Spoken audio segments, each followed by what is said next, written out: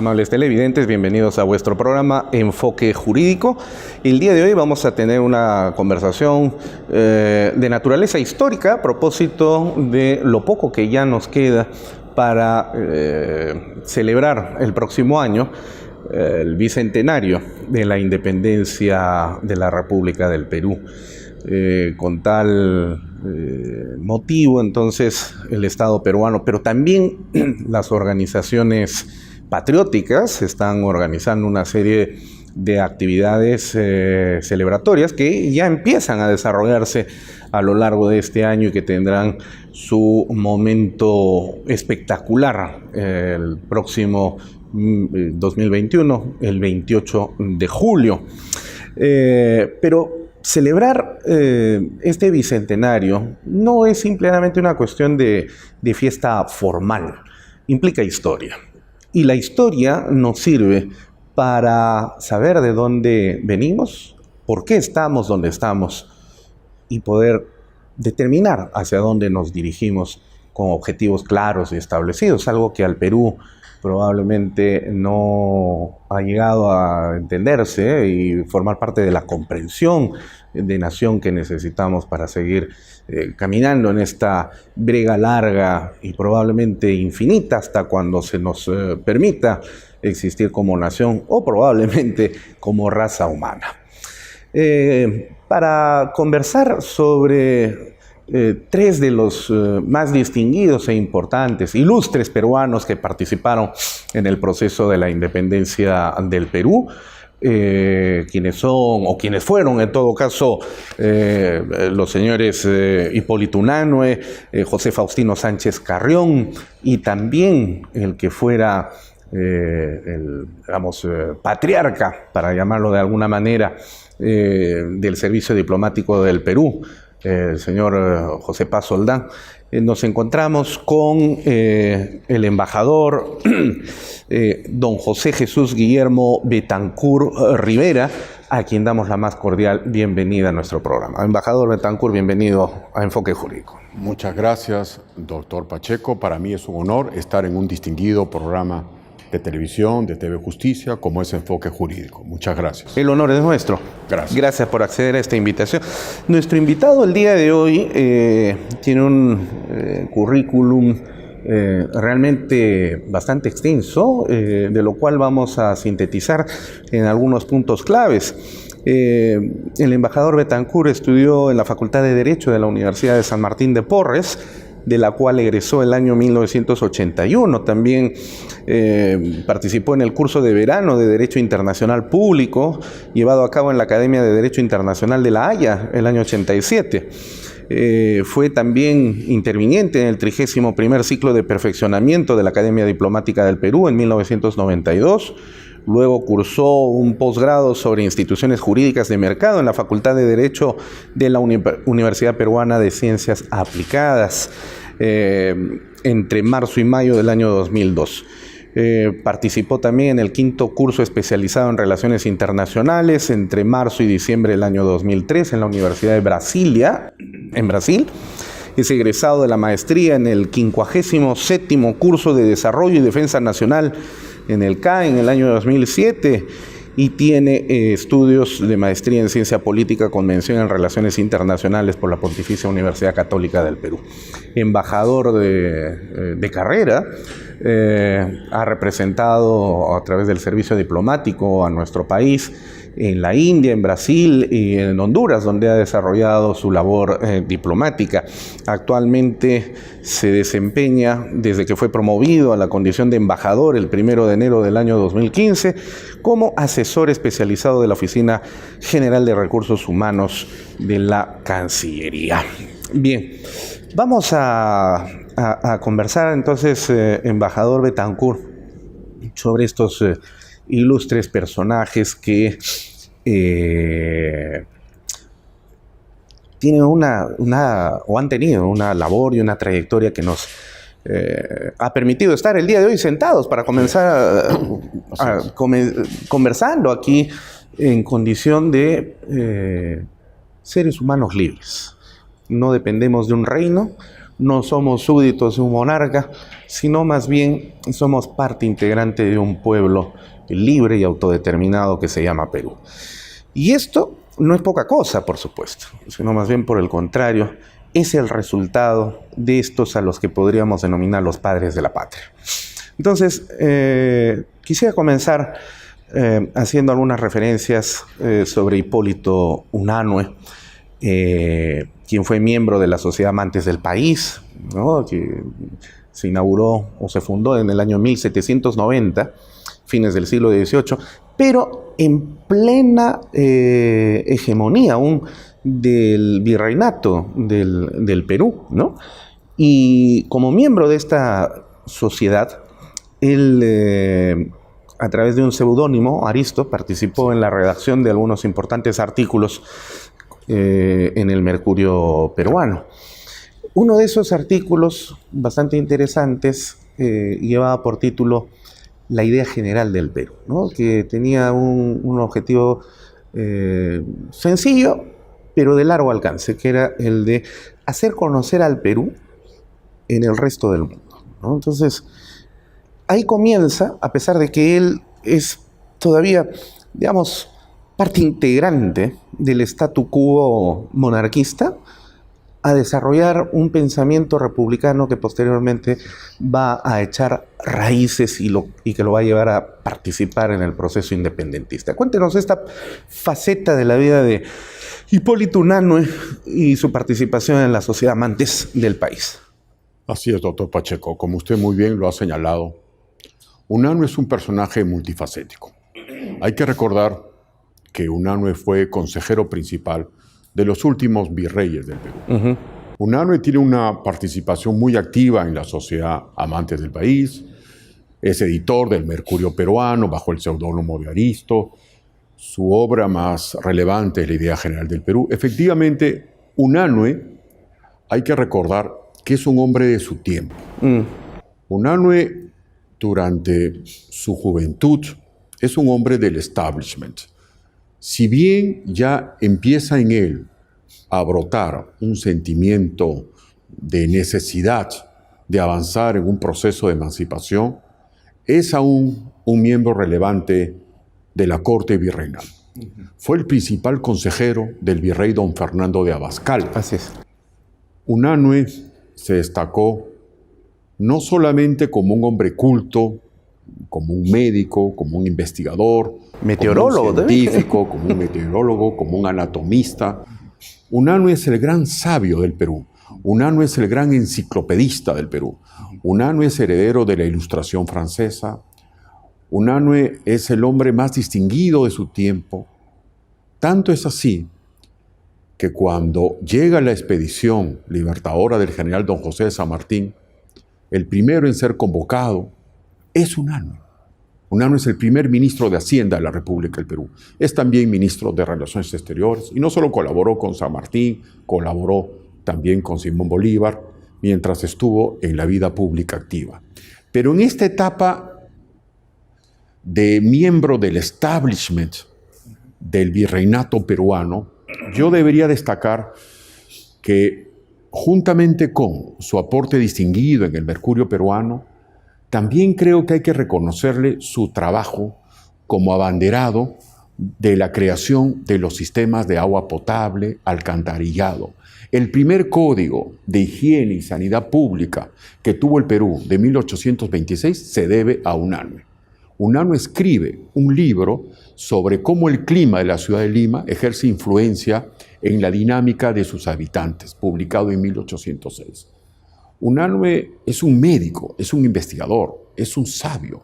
Coloca en el Perú como primer punto de referencia que los estudiantes de medicina deben estudiar bajo las premisas del método científico, de la hipótesis, de la falseabilidad de la hipótesis, de la deducción científica. Unanue trae el conocimiento europeo. Unanue es el creador del anfiteatro anatómico. Unanue es el gran hombre, yo diría, doctor Pacheco, de los últimos 10, 15, 20 años del virreinato y de los primeros 10 años de la República. Perdóneme, ¿usted cree que podríamos catalogarlo como sepulturero del virreinato y gestor de la República? ¿O no llega a ese nivel? Yo no creo que llegue a ese nivel de calificarlo así, pero definitivamente él es el hombre que trae el pasado al presente. Él es un factor de equilibrio, es un factor de balance. Un San Agustín político. Él es una suerte, como hombre sabio, doctor Pacheco, como hombre culto, él se da cuenta que el virreinato ya era un sistema político que carecía de contenido. Había que avanzar hacia una etapa de emancipación, hacia la forja de una república. Entonces yo creo que él es una suerte de un gran vaso comunicante entre el virreinato, que está en su última etapa, y la república, que está en proceso de gestación. Basadre lo reconoce así. Basadre, en su historia de la república, cuando se refiere a Unanue, señala que Unanue es el gran hombre de su tiempo y que es el que representa ese Perú que termina con el Perú que inicia, pero dándole honra, dándole prestigio a través de su conocimiento, a través de su sabiduría. Es por eso que Unanue fue útil a los virreyes, sí, especialmente a don Fernando de Abascal, y era su principal consejero político, pero fue el principal hombre de Estado, tanto para el protectorado de San Martín como para el gobierno de Bolívar. O sea que Unanue es un hombre de equilibrio, de conjunción, de balance, doctor Pacheco. Sí, esto me hace recordar, por supuesto, en una suerte de comparación, probablemente profana, ¿no? Pero me hace recordar, por eso le había manifestado anteriormente, que parecería ser un San Agustín de la política del Perú, ¿no? Porque usted sabe que a San Agustín los historiadores de la filosofía le llamaban el último hombre de la antigüedad y el primer hombre al mismo tiempo de la Edad Media. Y más o menos en esa misma circunstancia confluye la circunstancia de Unanue, sí, porque, digamos, podría ser considerado, pues, si no sepulturero del virreinato, por lo menos sí uno de los últimos hombres de ese periodo ya agotado, terminado, sí, correcto. Y el primero, o uno de los primeros de avanzada, que va... y considerando que, sí, además, él era ariqueño, sí, ¿recordará usted? Sí, nació en Arica. Provenía de una familia que no era pudiente realmente. No, un sector aristocrático, una clase media. Y venido a menos, porque su padre tuvo problemas económicos, sí, la tragedia se apoderó de él. Cierto. Pero la inteligencia de Unanue permitió de que, a pesar de elegir una carrera que en ese momento no tenía promesa por delante, que era la de la medicina, que estaba media en pañales, tuvo la habilidad de ir, digamos, conociendo a la gente importante de Lima a través, sí, de su condición de preceptor privado, ¿no? Sí. Y que se conectó con gente tan importante de Lima que lo encumbra finalmente. Así es, plenamente de acuerdo, coincido plenamente con su apreciación.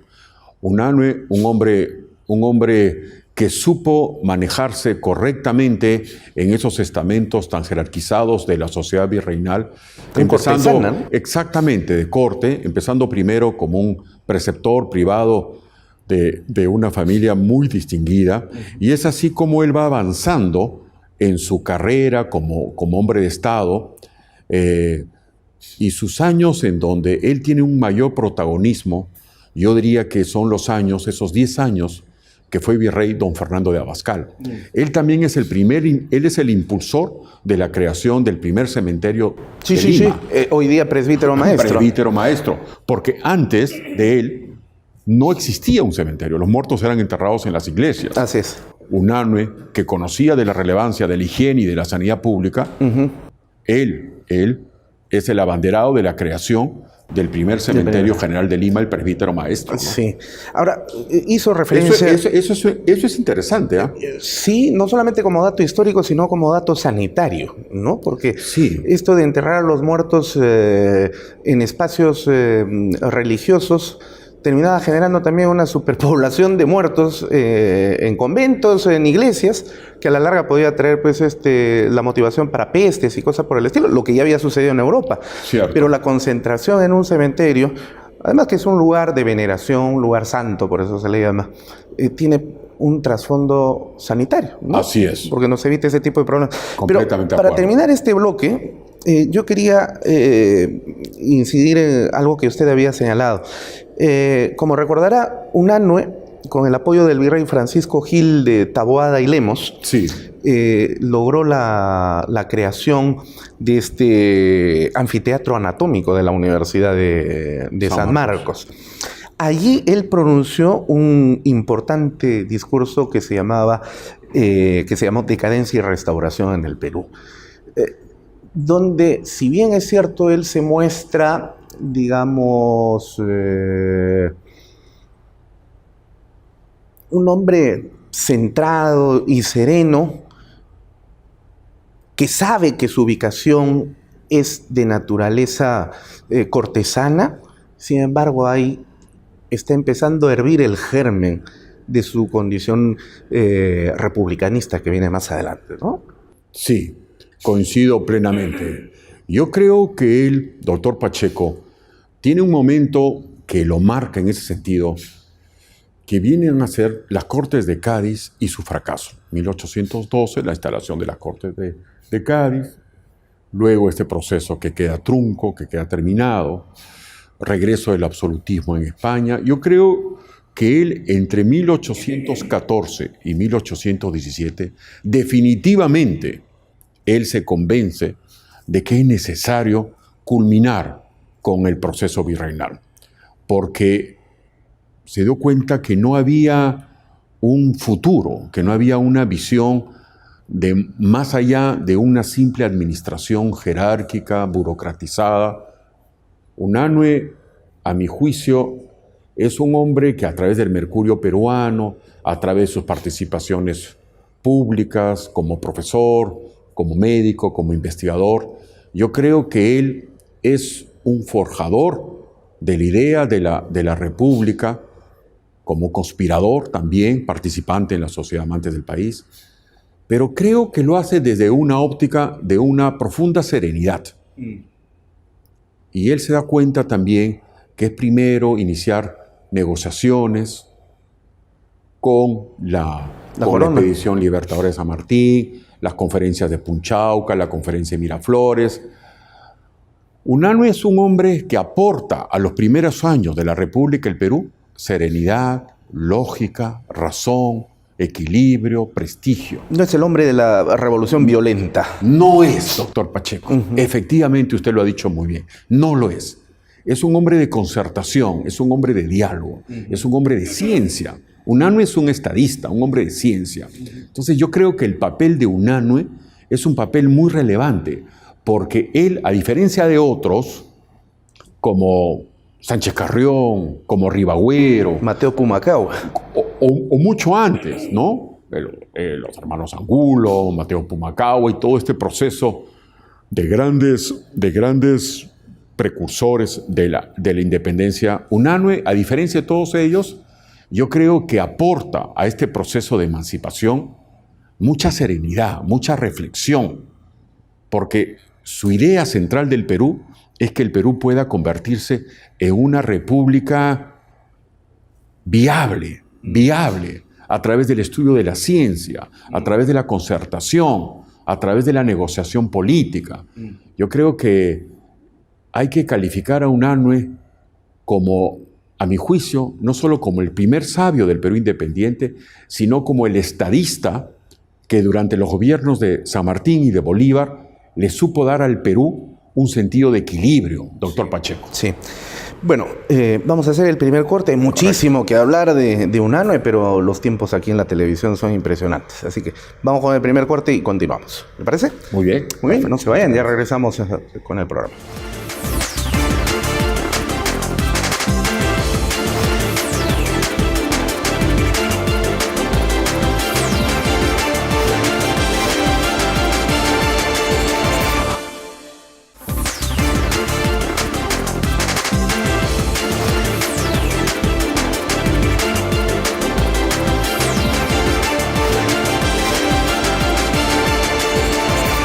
Bienvenidos al segundo bloque del programa. El día de hoy estamos hablando de historia del Perú con el embajador Bethancourt del Servicio Diplomático de la República del Perú.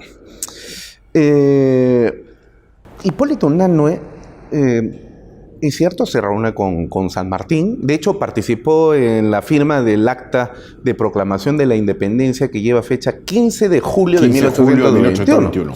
Exactamente. ¿No? Antes del 28, que es cuando se da el grito. La proclamación. Exacto. Pero la declaración fue el 15 de julio. El 15, ¿ya? Entonces, luego ya conocemos por la historia pues que San Martín se reúne con Bolívar en Guayaquil, y en 1823 justamente Hipólito Unanue va para apoyar la venida de Bolívar, y durante el gobierno de Bolívar él se va a convertir en ministro de Hacienda, ¿no? Y va a tener una participación importante y destacada durante este periodo de la dictadura soberana de Bolívar, ¿no? Cuéntenos un poco sobre el particular. Unanue, doctor Pacheco, es el primer ministro de Hacienda del Perú.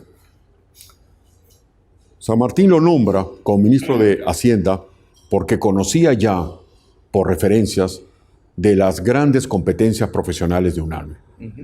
También ejerce durante un tiempo la titularidad del Ministerio de Relaciones Exteriores.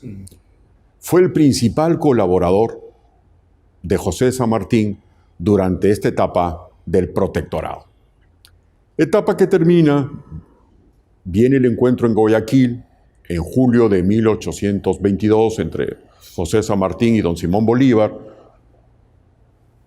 Unanue siempre está presente, colaborando en la gestión de gobierno, y debo manifestar que también para Bolívar, Unanue fue un referente principal. También ejerce la jefatura del Ministerio de Relaciones Exteriores, un tiempo es también ministro de Justicia, ministro de Asuntos de Gobierno, presidente del Consejo de Estado. Bolívar se expresa en cartas sobre la gran calidad humana y profesional de don Hipólito Unanue. Señalando, remarcaba que era un gran patriota. Exactamente, doctor Pacheco. Que era un hombre de Estado, que era un hombre patriota, que era un hombre de coraje, un hombre distinguido. Comprometido con la causa. Entonces, los dos grandes libertadores, don José de San Martín y Simón Bolívar, reconocen en Hipólito Unanue su gran calidad humana, su gran visión de Estado, que él no está buscando glorias personales. Unanue está buscando el bien del Estado peruano, está buscando que este Estado se logre configurar como un Estado soberano, libre, viable, con políticas a largo plazo. De ahí que Unanue obtuvo reconocimientos de San Martín, de Bolívar. Unanue es tal vez el personaje más importante de esos años. Unanue es un hombre al que los peruanos le debemos respeto, admiración, por su profunda contribución a la independencia del Perú. Doctor. Sí, lo triste es que dentro del panteón de héroes que tenemos en el Perú, a pesar de ello, de lo que usted ha señalado muy bien, no lo tenemos a Unanue como el referente, como uno de los referentes preciosos. Sí, es uno de los miembros de los próceres de independencia, ¿no? Pero no se le reconoce el mérito tan importante. Y recuerde usted que además, entre 1825 y 26, él ejerció la condición de vicepresidente del Consejo de Gobierno. Así es. Cuando Bolívar inició su gira por el sur. Así es. Para desmembrar al Perú del Alto Perú, hoy Bolivia, ¿no? Y este Consejo de Gobierno estuvo a cargo del mariscal Lamar. Pero como Lamar no estaba, generalmente, quien tenía que ejercer la condición de presidente del Consejo de Gobierno era Unanue. Efectivamente. Entonces, él, digamos, en términos prácticos, fue presidente del Perú por una cuestión accidental. Exactamente. Pero no fue, digamos, su gestión de accidentes, sino más bien de éxitos, porque fue, como usted lo ha señalado muy bien, fue una gestión profundo estadista. Así es. Que dictó el código sanitario, se encargó de ver por el ornato, exacto, de Lima. El sistema del ornato. ¿No? Porque Lima era una ciudad medieval muy similar a la Europa de aquellas épocas, donde la carencia de desagües, el lanzamiento de aguas servidas, restos de excretas humanas, inundaban las calles de Lima, generando problemas sanitarios. Entonces, él es el hombre que va a tener la visión de cambiar esa figura limeña, ¿no? Así es, doctor Pacheco. El primer código de sanidad pública del Perú se lo debemos a don Hipólito Unanue. Efectivamente, un hombre que destacó en muchos campos, en la investigación, como profesor, como anatomista, como meteorólogo, un hombre estudioso del clima, de su influencia en la dinámica social, un escritor, un conspirador, prócer. ¿Qué se puede decir de Unanue? Realmente el hombre más distinguido de su tiempo. Yo soy un profundo admirador de la obra y el legado de don Hipólito Unanue. Y creo que todos los peruanos, ahora que nos acercamos al Bicentenario, debemos recordarlo siempre. Debemos recordarlo siempre porque le debemos mucho a él. El Perú le debe mucho a Unanue. Ciertamente. Bueno, muy bien. Hablemos ahora de otra figura también importante, ¿no? José Faustino Sánchez Carrión. En 1819, bueno, él era abogado, estudió en el en la Facultad de Derecho del Real Convictorio de San Marcos. Y por orden del virrey de aquel entonces tuvo que alejarse del convictorio y en 1819 retirarse, ¿no? Ese año, dicho sea de paso, también contrae nupcias. Se le pone en una situación personal algo complicada y difícil. Sobre todo porque él ya había expresado públicamente esas ideas republicanas que lo van a definir como el hombre que ya corta y zanja definitivamente con el modelo monárquico. Se retira, pero participa juntamente con el marqués de Torre Tagle en la proclama de la independencia del Perú de 1820. Por aquel entonces van a haber varias proclamas de independencia, ¿no? En Trujillo, en Cusco, en Huancayo, pero ninguna de ellas llega a echar las raíces y prender el fuego en la pradera como la de San Martín de 1821. Pero son muy importantes, sin embargo, porque dan cuenta precisamente ya de ese sentimiento de una burguesía limeña. Y digo limeña porque estaban concentrados en Lima, a pesar de que, bueno, Unanue era ariqueño, José Faustino Sánchez Carrión pertenecía al norte chico, pero finalmente se concentraban en Lima y era aquí donde desarrollaban su actividad política e intelectual, ¿no? Entonces, y eran miembros de una pequeña y mediana burguesía que aspiraba a desarrollarse. Correcto. Ahora bien, esa participación en la proclama de la independencia de Trujillo, juntamente con Torre Tagle, le va a servir para la persecución, pero también para su reconocimiento y definición como patriota tras la independencia formal de 1821. Así es. Sánchez Carrión, como usted muy bien lo ha dicho, doctor Pacheco, es uno de los principales personajes de la independencia del Perú. Sánchez Carrión nació en Huamachuco, región de La Libertad. Desde muy joven se destacó por sus condiciones de orador, de conspirador, en el buen sentido de la palabra, de agente de cambio, de hombre de acción. Y él está presente en los distintos procesos de declaración de la independencia que se dan entre 1819 y 1820. Está en Supe, está efectivamente en Trujillo, cuando se declara la independencia en diciembre de 1820, de la independencia de la Intendencia de Trujillo, la gran Intendencia de Trujillo. Sánchez Carrión es desde un primer momento un hombre de acción, un hombre comprometido, un republicanista cerrado, convicto, confeso, un hombre que está dedicado a la acción. Pero así como es un hombre de acción, que participa activamente en el proceso de emancipación, también es un hombre que está en la prensa, es el editor de La Abeja Republicana, escribe escritos.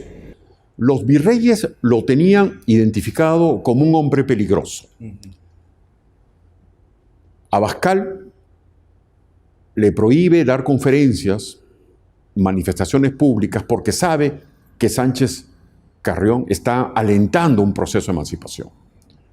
Pezuela, el virrey Pezuela, el penúltimo virrey del Perú, lo expulsa de Lima y va a Sayán, de donde ahí escribe sus famosas cartas. El solitario. El solitario de Sayán. Entonces, es un hombre que era rechazado por el establishment virreinal de los últimos años. No es el caso de Unanue, que Unanue era un hombre del establishment. Sánchez Carrión, desde el primer momento, es un hombre... Un proscrito. Exactamente, exactamente. Entonces participa activamente en el proceso de emancipación, está con San Martín, pero yo me atrevería a decir que su nivel de colaboración con San Martín es un nivel de colaboración tenue. No, a diferencia con Bolívar, él se convierte en el principal ministro y hombre de confianza de don Simón Bolívar. Bueno, además él fue allá a Guayaquil, lo invitó y lo trae de la mano. Y otra cosa que es bien importante destacar, doctor Pacheco, Sánchez Carrión es el organizador de la campaña de 1824. Es nombrado una suerte de jefe logístico, de jefe de organización, y a él se debe el éxito de Junín y Ayacucho. ¿A quién se debe? A Sánchez Carrión, sí. Porque él supo organizar la parte logística, la parte de los soldados, la parte del transporte, todo lo que era necesario para una campaña victoriosa. Sí. Él es el primer tribuno de la República. Y en Trujillo se le recuerda mucho, doctor Pacheco, porque él es el creador de la Corte Superior de la Libertad, el creador de la Universidad Nacional de Trujillo, participa activamente en el proceso, como usted muy bien lo ha dicho, ahí de declaración de la independencia, de la libertad de Trujillo en diciembre de 1820, es un hombre de acción, un gran tribuno, un hombre comprometido y un hombre que creía fervientemente en la necesidad de la República. De ahí su enemistad con Monteagudo, el ministro de San Martín, que tenía ideas monárquicas. Eso era precisamente lo que le quería tratar, porque Sánchez Carrión tenía claramente definida su posición política republicana. Así es. Él no coincidía ni con una monarquía absolutista como era la de española, pero tampoco con una monarquía constitucional que era la que proclamaba San Martín. Así que se enfrenta a este proyecto sanmartiniano, pero sobre todo con Bernardo de Monteagudo, que era su ministro, que lo había traído desde el otro lado de América para tratar de ganarse, ¿no?, el apoyo para instalar este tipo de monarquía. Y Sánchez Carrión dijo, no, señor, república. Y era lo que ofrecía Bolívar, precisamente. Así es, doctor Pacheco. Efectivamente. Y también Sánchez Carrión, que es uno de los próceres de la independencia y uno de los grandes hombres ahí de los primeros años de la diplomacia peruana, es también uno de los grandes colaboradores de San Martín en la organización del Congreso Anfictiónico de Panamá. Es Sánchez Carrión el principal colaborador de don Simón Bolívar en ese proceso de convocatoria a este Congreso Anfictiónico de Panamá de 1826 para el tema de una expresión de unidad de los pueblos emancipados. Sánchez Carrión es escritor, editor de La Abeja Republicana y de otros diarios también, pero fundamentalmente, como usted muy bien lo ha dicho, doctor Pacheco, es un hombre de acción, es un hombre convencido, es tal vez el más vehemente. El Perú tuvo muchos grandes próceres, grandes hombres de Estado, no solo Unanue, Francisco Javier Mariátegui, un hombre distinguidísimo, que fue presidente de la Corte Suprema, un gran hombre de Estado, Francisco Javier Mariátegui, Rodríguez de Mendoza, Vizcardo y Guzmán, Baquijano y Carrillo, Francisco Vidal, tantos grandes hombres de esos años. Pero Sánchez Carrión adquiere un protagonismo especial no solo por esa confianza que le dio Bolívar, sino por su compromiso desde muy joven con la idea republicana, con la causa republicana, alejado de cualquier mecanismo intermedio de sistemas de gobierno vigilados, de un régimen compartido entre una monarquía, ahí con una república incipiente a nivel de una constitución. No, él es muy tajante con eso. Él es el que lidera la corriente republicana, que es la que vence, que es la que termina vencedora, y es por eso que a él le debemos mucho y es considerado el gran forjador de la República del Perú. Sí. Bueno, vamos a hacer el último corte para continuar recordando las gestas de José Faustino Sánchez Carrión y culminar con la importante tarea que cumplió también don José Gregorio de Paz Soldán. ¿Le parece? Muy bien, perfecto. Muy bien, no se vayan, ya regresamos.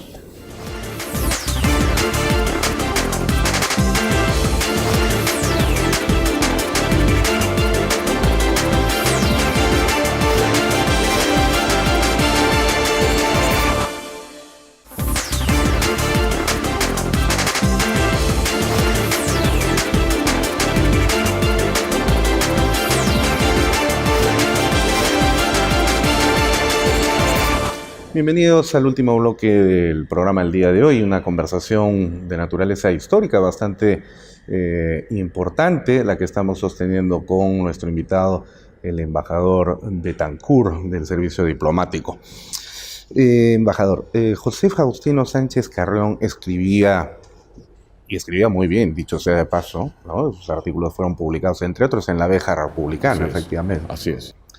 Pero también es el redactor de la primera Constitución del Perú, la de 1823. Correcto. Que es una constitución que, con un claro, no matiz, sino definición liberal, no obstante, es el instrumento jurídico que le otorga facultades y poderes plenipotenciarios a Bolívar como dictador supremo del Perú, en el protectorado que le tocó vivir hasta 1826, ¿no? Entonces, ¿cómo se compatibiliza una idea de república con una dictadura de esta naturaleza que, al fin y al cabo, era eso, era dictadura? La Constitución de 1823, en la que participa Unanue, Sánchez Carrión y tantos distinguidos hombres de Estado como Francisco Javier Mariátegui, es una constitución eminentemente liberal. Años después, ya durante el gobierno de Bolívar, tenemos la Constitución bolivariana de 1826, la de ese régimen que establece don Simón Bolívar. Pero yo creo que el aporte de la primera Constitución, la de 1823, es muy significativo, porque estableció las bases de una república liberal, de una república basada en un principio de separación de poderes, de una república que defiende el valor de la libertad, el valor de la justicia, el valor de la soberanía popular. Yo creo que Sánchez Carrión era un hombre esencialmente amante de la libertad. Fue colaborador de don Simón Bolívar y, respetando las ideas del libertador Bolívar, yo creo que la Constitución de 1826, si bien difiere de la de 1823, yo creo que el aporte de Sánchez Carrión fue muy significativo en esos primeros años, sobre todo en la de 1823, en la convocatoria al Congreso Anfitriónico de Panamá. No hay que recordar, doctor Pacheco, que la vida de Sánchez Carrión fue también una vida corta, porque él fallece en 1825. No llegó a cumplir ni 40 años. Dicho sea de paso, se rumoreaba que Bolívar lo había mandado a envenenar. No es cierto. Hay varios investigadores que Cayetano Heredia desmintió, por ejemplo. Cayetano Heredia, exactamente, es que se había formado como médico con Hipólito Unanue. Cayetano Heredia, efectivamente, es el que le hace el examen ahí al cadáver y efectivamente descarta esa posibilidad. Sí, lo que tenía era un aneurisma pulmonar. Tuvo unos asuntos, exactamente, pero tuvo una vida corta, intensa pero corta, Sánchez Carrión.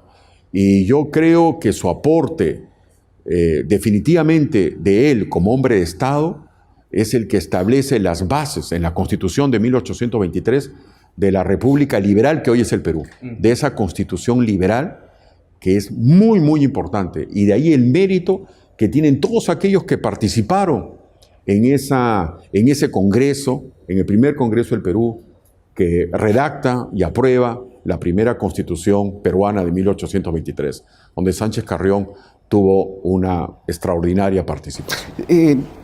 Recordará usted que tanto esa como las siguientes 6 o 7 constituciones que vienen por delante tienen siempre como capítulo primero, no a la persona, porque ese es un concepto nuevo que viene recién con la del 79 y esta actual que tenemos, la del 93, sino que inserta en primer lugar, en orden de prevalencia, el valor del Estado y la religión.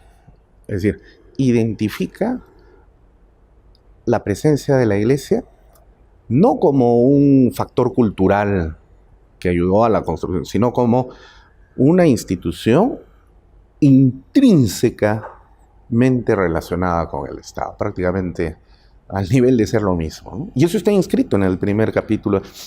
Ese Sí, liberalismo, eso es claro, cierto. claro, nosotros al hacer nuestros enjuiciamientos desde el día de hoy no podríamos pues ponernos en la posición caprichosa de decir ¿por qué ponen a la izquierda? Porque era 1826 y en 1823 y en 1823 no se pensaba como el año 2000, Así es, 2020. así es. Entonces, ¿qué tipo de liberalismo era ese que entendía libertad y religión? Correcto. De 1821, yo diría hasta 1845, que es la etapa del caudillismo militar, donde el Perú tiene muchos presidentes que se suceden de una manera constante, Ribagüero, Orbegoso, Gamarra, Santa Cruz, Lamar, ese periodo de la Confederación Peruano-Boliviana de 1836 a 1839. Recién en 1845, durante el primer gobierno de Castilla, yo creo que ahí empieza a romperse un poco esta hegemonía del rol de la Iglesia Católica. Pero en estos primeros años de configuración del Perú republicano, yo me atrevería a decir que si bien nos constituimos como una república liberal, sí, pero como una república liberal en donde el rol del Estado y el rol de la Iglesia, el rol de la religión, cubrían los escenarios nacionales prácticamente en toda dimensión. Donde no estaba el Estado, estaba la Iglesia. Donde no estaba el Estado, estaba la Iglesia. Pero donde la Iglesia no estaba la finalmente... Iglesia, estaba el Estado. Y finalmente era lo mismo, ¿no? Eran poderes paralelos que trabajan en planos de colaboración. Yo creo que el Perú de los primeros 20, 25 años, doctor Pacheco, es un Perú convulsionado por estos caudillos militares, muchos de ellos con ambiciones personales propias, grandes hombres, sí, definitivamente patriotas, como todos ellos que merecen mi respeto, hombres de su tiempo, pero es definitivamente que este esquema se rompe, se quiebra, cuando llega a la presidencia del Perú don Ramón Castilla y su canciller José Gregorio Paz Soldán, en 1845. Yo creo que es a mitad de ese siglo, a mitad del siglo XIX, que el Perú establece ya las bases en función de lo que se había establecido en 1823 para hacer una república liberal completa, más viable, más próspera. Ese año y ese gobierno de don Ramón Castilla, a propósito, un paréntesis, el año pasado, mis hijos y yo, ambos en la universidad, decidimos ir al Panteón de los Próceres, que está aquí al lado de la casona de San Marcos, para visitar pues a nuestros próceres, ¿no? Le confieso que nunca había ido yo, es la primera vez en mis 44 años de vida que visitaba el Panteón de los Próceres. Básicamente porque no soy limeño, soy provinciano y recién he venido a vivir a Lima, pero me satisfizo mucho encontrar que en el centro, la parte principal del Panteón de los Próceres alberga a don Ramón Castilla, el cuerpo de don Ramón Castilla. Sin embargo, me dio pena dos cosas. Uno, que cuando estábamos con mis hijos viendo, apreciando esa cripta, donde se inscribe "Aquí yace el gran libertador don Ramón Castilla y Marquesada". Entonces estábamos hablando de los aportes de Ramón Castilla al Perú y todo lo que conlleva su gobierno, sus dos gobiernos. Así es.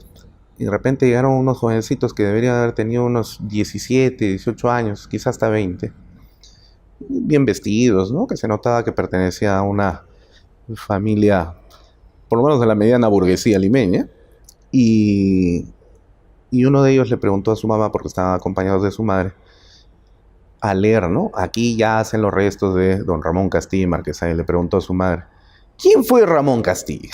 Y con una inocencia increíble, ¿no? Entonces, no sé, qué impresionado, porque yo no sé qué se está enseñando en el colegio el día de hoy, ¿no? Eso a mí me llamó la atención. Luego, por mi propia cuenta, hice una investigación con mis sobrinos y sobrinas que tienen más o menos 16, 17 años. Y inmediatamente al día siguiente les llamé, bueno, toda la semana, ¿no? Les llamé a ocho sobrinos que tengo para preguntarles si sabían quién fue don Ramón Castilla. Créanme que ninguno de ellos. Y le voy a decir, y los 8, uno de ellos en la universidad, no están estudiando en malos colegios, ¿ah? Son buenos colegios limeños, pero no tienen la menor idea. Eso es lo primero que me molestó. Y lo segundo, ya como una cuestión histórica de patriota, me molestó profundamente encontrar ahí al señor Iglesias, que francamente creo que no debería estar. Yo creo que es importante que se restituya el curso de historia del Perú en los colegios. El Gobierno Regional de la Libertad y la Comisión Regional de la Libertad del Bicentenario están propiciando un movimiento que está partiendo desde Trujillo, que se va a extender a todas las regiones del Perú, para solicitar la pronta restitución del curso de historia del Perú en los colegios. Es increíble. Yo creo que es importante que que nuestros estudiantes de colegio, conozcan quién fue don Ramón Castilla y Marquesado, quién fue Hipólito Unanue, quién fue Sánchez Carrión, quién fue Baquijano y Carrillo, Bartolomé Herrera, Francisco Javier Mariátegui, Ribagüero y Sánchez Boquete. ¿Quiénes fueron nuestros grandes hombres que nos dieron la independencia? Pablo Vizcarra y Guzmán y sus cartas. Exactamente. La famosa carta a los españoles americanos. ¿Quién fue Toribio Rodríguez de Mendoza? O sea, todos estos grandes hombres ilustres, yo creo que es necesario, a la luz del Bicentenario de 1821, que se restituya el curso de historia del Perú. Castilla es, en mi opinión, el mejor presidente del Perú del siglo XIX. A Castilla le debemos mucho. Y el Servicio Diplomático de la República también. Él y su canciller, don José Gregorio Paz Oldán, fueron los grandes organizadores del servicio diplomático.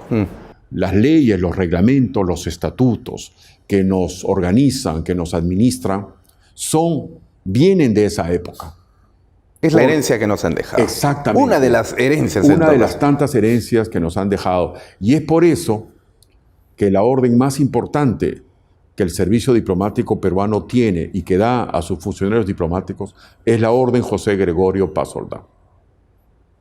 ¿Por qué? Porque Paz Oldán no solamente fue un gran ministro de Relaciones Exteriores, sino también se preocupó por organizar el servicio diplomático, por darnos leyes, por darnos estatutos, por darnos un orden, por darnos una simetría, una organicidad.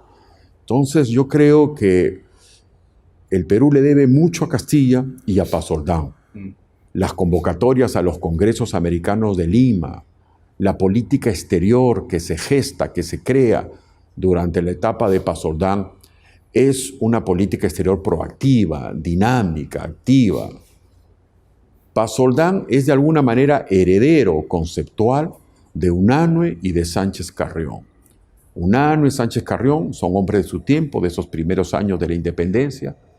Paz Oldán es posterior, pero Paz Oldán tiene todo un legado que recibe de Unanue, que recibe Sánchez Carrión. Y con Castilla lo someten a la práctica. Y es así. Que van a tener que enfrentar, perdóname que le corte, además, el intento de España de recuperar sus colonias en 1866. Así es, doctor Pacheco. Así es, doctor Pacheco. Entonces yo creo que el Perú le debe mucho a estos grandes hombres.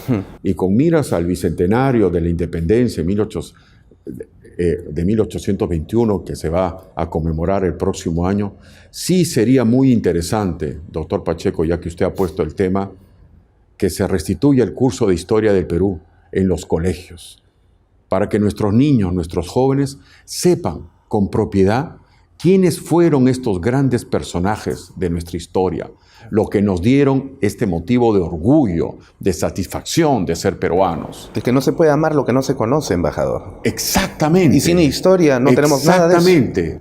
La historia es la madre de todas las ciencias.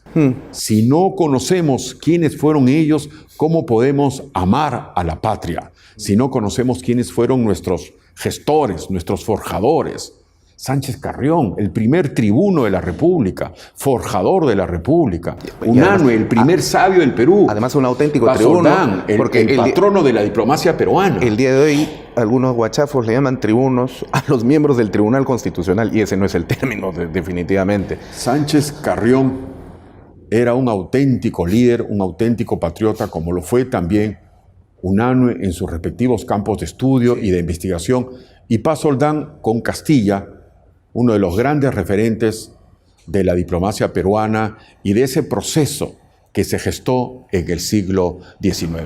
Efectivamente. Una última pregunta, embajador, porque ya solo nos resta 2 minutos para terminar el programa.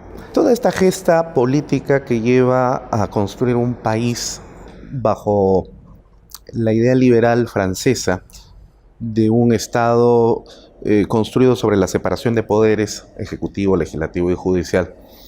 Sin embargo, siempre centró sus reflectores sobre el poder político, es decir, sobre el ejecutivo y sobre el legislativo.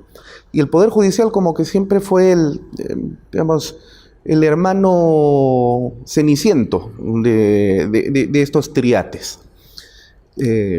Y esto generó pues muchas veces hasta ciertos sometimientos de este poder del Estado. ¿Cuánto podemos encontrar del aporte de estos grandes personajes en la definición del poder judicial en el sistema democrático del Perú, entendiendo por democracia lo que señalaba Giovanni Sartori, que es el sistema democrático? El sistema democrático es un sistema de gobierno basado en la independencia y autonomía de las instituciones del Estado de Derecho. Efectivamente, doctor Pacheco, eso lo señala muy bien este politólogo italiano Sartori, a quien he leído. Sí, efectivamente, estoy de acuerdo con usted.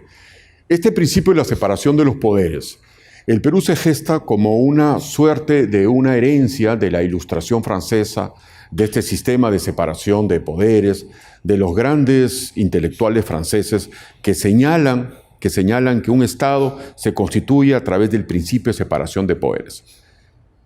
Este principio de separación de poderes no sería viable si no cuenta con un poder judicial fuerte, autónomo, y es por eso que el papel, el rol de los primeros presidentes de la Corte Suprema del Perú, del forjador de la Corte Suprema, de Vidaurre, de Sánchez Carrión, de Francisco Javier Mariátegui, de aquellos grandes hombres del Perú, de esa etapa, de esa primera mitad del siglo XIX, ellos le dan lustre al Poder Judicial, con sus conocimientos jurídicos, estableciendo doctrina, estableciendo jurisprudencia. Yo creo que el principio de la separación de los poderes se basa en 3 poderes, en un sistema de contrapesos, donde el Poder Judicial, teóricamente, tiene tanta relevancia como el Poder Ejecutivo y el Poder Legislativo. En la práctica, es obligación de los peruanos defender este principio de la separación de los poderes, reconociendo que el Poder Judicial realiza un papel muy significativo en la construcción de un Estado soberano, sí, de un Estado libre, de un Estado justo. Sin Poder Judicial no existiría una auténtica democracia. Y aquí quiero recordar, por ejemplo, el sistema político de los Estados Unidos. La Corte Suprema de los Estados Unidos es el principal órgano del Estado de los Estados Unidos. El poder de la Corte Suprema es inmenso. Hasta define quién es presidente de los Estados Unidos. El reconocimiento, el prestigio.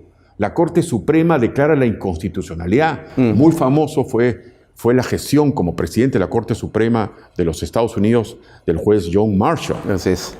Y el famoso caso Marbury versus Madison. Así es. Muy buena memoria, doctor Pacheco, en el que establece la facultad de la Corte Suprema de los Estados Unidos para declarar la inconstitucionalidad. Sí. Ergo, la Corte Suprema merece todo el reconocimiento, todo el respeto de los estados, porque es a través del respeto hacia el Poder Judicial y hacia su estructura más alta, que es la Corte Suprema, que el proceso de libertad, el proceso de justicia se puede dar de una manera viable, próspera, feliz. Yo soy un convencido de la relevancia del Poder Judicial, de la relevancia de la Corte Suprema. Sí. Y deseo, doctor Pacheco, decirle que para mí ha sido muy grato conversar con usted sobre estos grandes personajes de la historia del Perú, Unanue Sánchez Carrión y don José Gregorio Pazoldán, y sobre la necesidad que tenemos todos los peruanos de recordar a nuestros grandes personajes de la historia. Es nuestra obligación. Sí, definitivamente. Antes de despedirnos, un dato importante, ¿no? Usted sabe que el clima del planeta Tierra empezó a descender desde 1810 hasta 1990. Recién en 1990 empieza a subir la temperatura nuevamente. Y los geólogos formularon una hipótesis de que ese enfriamiento del planeta debió seguramente ser la consecuencia de una gran explosión volcánica que en algún momento cubrió la faz de la Tierra hacia 1808 o 1810. Pero no pudieron verificar el dato sino hasta que leyeron los escritos de Unanue. Y con esos escritos de Unanue y de un colega suyo colombiano de aquella época, entre 1810 y 1809, y algunos datos de los movimientos tectónicos del planeta, llegaron a verificar de que efectivamente hubo una gran explosión volcánica en 1808 que fue la generadora la descendencia del clima en el planeta. Mire, ese colombiano debe ser Caldas o Mutis. Caldas. Caldas, Francisco José Caldas. Caldas es el gran sabio de Colombia, como Unanue es el gran sabio del Perú. Caldas. Sí. Unanue y Caldas. Efectivamente. Mire hasta dónde llegó la importancia de Unanue, ¿eh? Impresionante. Embajador, muchísimas gracias. Ha sido un honor y además un placer para mí personal conversar con una persona tan conocedora de la historia y tan distinguida como usted. Muchas gracias, doctor Pacheco. Gracias a usted. De esta manera llegamos a la parte final con la voz y presencia que nos ha acompañado el día de hoy de nuestro invitado, el embajador José Betancur Rivera. Agradecemos mucho por vuestra cordial sintonía y con ustedes será hasta la siguiente emisión de Enfoque Jurídico. Permiso.